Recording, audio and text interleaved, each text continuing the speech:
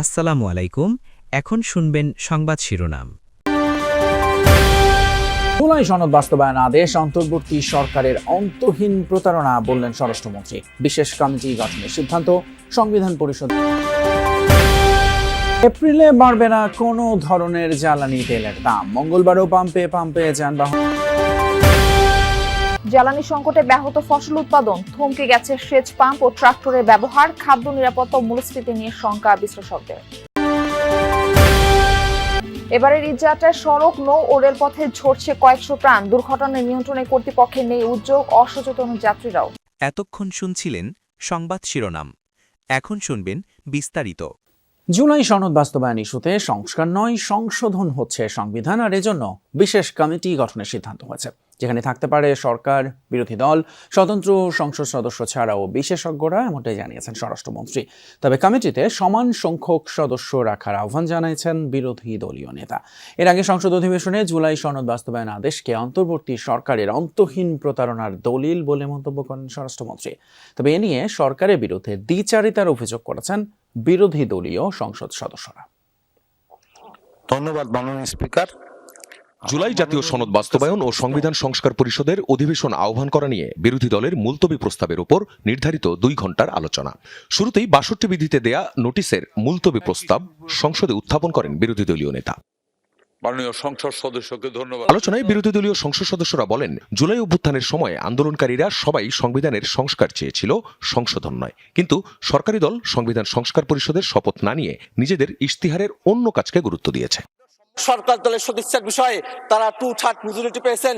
তারা যদি আজকে সদিচ্ছা প্রকাশ করেন যে জুলাই সনদ বাস্তবায়ন আদেশ গণভোটকে তারা মেনে নেবেন, এটা নিয়ে আর কোনো প্রশ্ন কোথাও উঠবে না।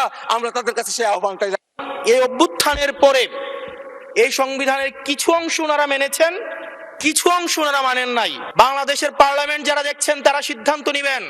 যারা কখনো কখনো কনফর্মিস্ট, যারা কখনো কখনো রিফর্মিস্ট, তারা মূলত হচ্ছে অপরচুনিস্ট। আমরা যেন সংস্কারের কথাটা মাথায় নিতে পারছি না। আমরা সংস্কারের পরিবর্তে এখন আমরা সংশোধনের দিকে যাচ্ছি। আমরা তো এই সংশোধনের জন্য আমাদের ছেলেরা, আমাদের তরুণ যুবকরা, আমাদের জনতারা কাজ করে নাই। জবাবে সরকার সমর্থক সংসদ সদস্য আন্দালিব রহমান পার্থ বলেন, জুলাই সনদ নিয়ে নয়, এর বাস্তবায়ন প্রক্রিয়া নিয়ে সরকারের আপত্তি। 5 আগস্টের পর সংবিধানের আলোকে থেকে সবকিছু করে এখন সংবিধান বাতিল চাওয়া সাংঘর্ষিক বলে উল্লেখ করেন তিনি। আপনারা বসেন, আমাদের নোট অফ ডিসেন্ট আছে, let's talk, let's sit down. জনগণ যদি 70% ভোট অবশ্যই গণভোটে দিয়েছে, জনগণ কিন্তু সংবিধান পরিবর্তন করার জন্য 51% ভোট আমাদেরও দিয়েছে। এনসিপি যে আমাদের দল, আমাদের হিরোরা যারা যুদ্ধ করেছেন, যারা এখানে আছেন, তাদেরকে বলে দিই, আপনারা জেনজিকে রিপ্রেজেন্ট করেন, জামাত জেনারেশন হয়ে যান। স্বরাষ্ট্রমন্ত্রী সালাউদ্দিন আহমদ বিরোধী দলের সংসদ সদস্যদের তোলা পয়েন্টগুলো খুঁটিয়ে খুঁটিয়ে ব্যাখ্যা করেন। তুলে ধরেন, এপ্রিলে কোনো ধরনের জ্বালানি তেলের দাম বাড়ছে না, নিশ্চিত করেছে জ্বালানি বিভাগ। মন্ত্রণালয়ের মুখপাত্র বলেছেন, দেশে সব ধরনের জ্বালানির পর্যাপ্ত মজুদ আছে, ডিপো থেকে সরবরাহে নেই কোনো ঘাটতি, এলপিজি নিয়েও শঙ্কা নেই। আর তাই এ নিয়ে অযথা আতঙ্ক তৈরি না করতে মজুদকারীদের সতর্ক করেছেন তিনি। জানান, অবৈধভাবে মজুদ করা প্রায় 3 লাখ টন জ্বালানি উদ্ধার হয়েছে, কারাদণ্ড দেওয়া হয়েছে 19 জনকে। এছাড়া এই সপ্তাহের মধ্যে নির্দিষ্ট যানবাহনের জন্য ফুয়েল কার্ড দেওয়ার পরিকল্পনা। আমরা রাতদিন পরিশ্রম করছি যাতে জ্বালানি সেক্টরে কোনো রকম সমস্যা তৈরি না হয়, আমরা যাতে মানুষকে শান্তি দিতে পারি। সাপ্লাই চেইনে যা যা করা দরকার, যেটুকু ডিজেল প্রতি মাসে চাহিদা, যেটুকু অক্সিজেন প্রতি মাসে চাহিদা, সেটা কিভাবে নিশ্চিত করা যায় আমরা কাজ করছি। অন্যদিকে রাজধানীতে দিনের প্রায় অর্ধেকটা সময় বেশিরভাগ পেট্রোল পাম্পে জ্বালানি না থাকায় সরবরাহ বন্ধ থাকছে। ডিপো থেকে তেল নিয়ে আসলে পরিস্থিতি কিছুটা স্বাভাবিক হয়, কিন্তু ততক্ষণে ভোগান্তিতে থাকেন চালকেরা। পাম্প সংশ্লিষ্টরা জানিয়েছেন, তেলের সম্ভাব্য মূল্য বৃদ্ধির গুঞ্জন ছড়িয়ে পড়ায় তেল মজুতের প্রবণতা তৈরি হয়েছে। এদিকে রাজধানী যাত্রাবাড়ি, শনিরাখড়া সহ এদিককার অধিকাংশ পেট্রোল পাম্পেই কোনো পেট্রোল নেই। কোনো পাম্প বড় করে লিখে রেখেছে অক্টেন নেই। দিনভর অলস সময় পার করেন স্টাফরা। জানান, তেল ভরতে ডিপোতে সিরিয়ালে তাদের গাড়ি, পেট্রোল অক্টেনের পাশাপাশি সেখানেই ডিজেলেরও সংকট। এই অবস্থায় রাজধানীতে প্রেস ব্রিফিং করে পেট্রোল পাম্প মালিকরা। অভিযোগ করেন, ডিপো থেকে চাহিদা মতো জ্বালানি মিলছে না, আর এই কারণে রাত 8টা থেকে সকাল 7টা পর্যন্ত পাম্প বন্ধ রাখতে চান তারা। নাগরিকদের তেলের মজুদ না করার অনুরোধ করেন পাম্প। যে তেলের গাড়ি আমরা পাঠাইতেছি, তেলের গাড়ি আসলে আনলোড করার পরে তারপর 12টা বা 1টার ভিতরে আপনারা তেল পাইবেন। একজন বাইকার বললো, ভাই এখানে নাকি তেল দিচ্ছে, পরে আসলাম এই 500 টাকা তেল দিল। এসে দেখছেন আমার অকটেন কিন্তু 1 ফোঁটাও নাই, তখন কিন্তু হাওয়া ধরছে। আমার যতক্ষণ আছে আমি ততক্ষণ দিয়ে যাব। 3টে পাম্প ঘোরার পরে আমি এয়ারপোর্টের পাম্পে আইসা এখানে সিরিয়াল দিছি 1 নম্বরে।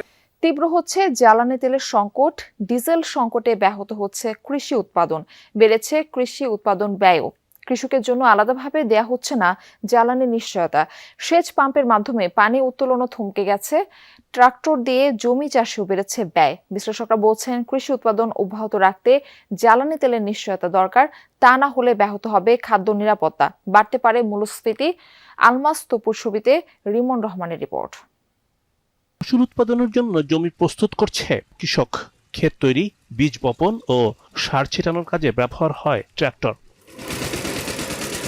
আধুনিক কৃষির দ্রুত, দক্ষ ও সাশ্রয়ী পদ্ধতি ব্যবহার করে কম সময়ে গভীর চাষ ও মাটি ঝুরঝুরে করা সম্ভব। কিন্তু এই যন্ত্র সচল রাখতে প্রয়োজন ডিজেল। জ্বালানি সংকটের কারণে থমকে গেছে ট্রাক্টরের ব্যবহার। একদিকে ডিজেল স্বল্পতা, অন্যদিকে পাওয়া গেলেও নেওয়া হচ্ছে বেশি দাম। জ্বালানি সংকটের আগে এই ট্রাক্টর ব্যবহারে কৃষককে ঘন্টাপ্রতি যেখানে গুনতে হতো 200 থেকে 250 টাকা, এখন তা নেওয়া হচ্ছে 400 থেকে 500 টাকা পর্যন্ত।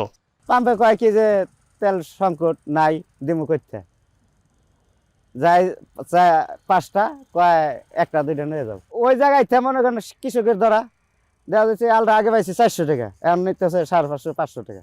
পানি যদি কিনে আমি 4-5 দিন যদি না দিই তে ধান অন্যরকম হয়ে যাব। ধান অর্ধেক হইব। আল্লাহ বাঁচাইতেছে, ধরেন বৃষ্টি নামতেছে বিদায় আল্লাহ তাকে বাঁচাইতেছে। কৃষিতে পানি দিতে এখন ব্যবহার হয় সেচ যন্ত্র, কিন্তু ডিজেলের অভাবে জমিতে সেচ দেবার প্রবণতাও কমেছে। অনেক স্থানে বন্ধ করে রাখা হয়েছে পানির পাম্প। বৃষ্টির কারণে এখন কিছুটা স্বস্তি মিললেও জ্বালানির দুষ্প্রাপ্যতায় কৃষকের কপালে এখন দুশ্চিন্তার ভাঁজ। মাত্র কয়েকদিনের ব্যবধানে ঝরে গেছে কয়েকশো প্রাণ। সড়ক, রেলপথ আর নৌপথ দুর্ঘটনায় থেমে গেছে বহু যাত্রা। তবে এই ঘটনাগুলো কি শুধুই অনাকাঙ্ক্ষিত পরিণতি, নাকি ধীরে ধীরে জমে ওঠা অগোছালো বাস্তবতার বিস্ফোরণ? প্রশ্ন থেকেই যায়, মৃত্যুগুলো কি সত্যি অনিবার্য ছিল? কোনোভাবেই কি রোধ করা সম্ভব না এই রকমের দুর্ঘটনা? নাহিদ হোসেনের তোলা ছবিতে আরও জানাচ্ছেন সহকর্মী তাজনুর ইসলাম। এবার ভয়াবহ ঈদযাত্রার সাক্ষী হয়েছে দেশ। কয়েকদিনের ব্যবধানে সড়ক, নৌপথ আর রেল দুর্ঘটনায় ঝরেছে শত শত প্রাণ। একটা প্রশ্ন সামনে নিয়ে আমরা আরও ভেতরে ঢুকতে চাই। মৃত্যুর এসব ঘটনা কেবলই দুর্ঘটনা, নাকি একই চিত্রের পুনরাবৃত্তি?